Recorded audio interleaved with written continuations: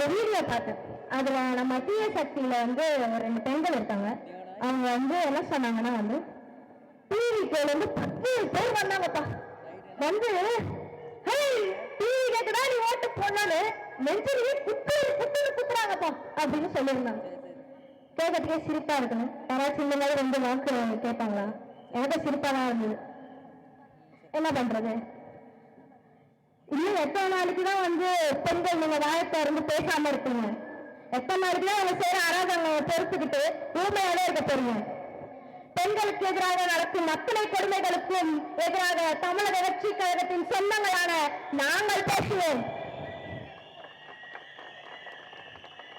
நாளை என்னை போன்ற பல பெண்களுக்கு எதிராக நடந்து கொண்டிருக்கும் கொடுமைகளை எதிர்த்து களம் புகுவார்கள்.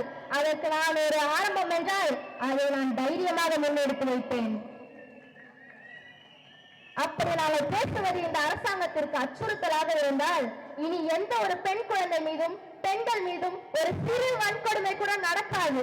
அதையும் மீறி நடந்தால் நாங்கள் இந்த ஆட்சியை கலைத்துவிட்டு மறுதேர்தல் நடத்த சம்மதிப்போம் என்று எழுத்துப்பூர்வமாக ஆளுநரிடம் ஒப்படையுங்கள். நாங்கள் பேசுவதை நிறுத்தி விடுகின்றோம்.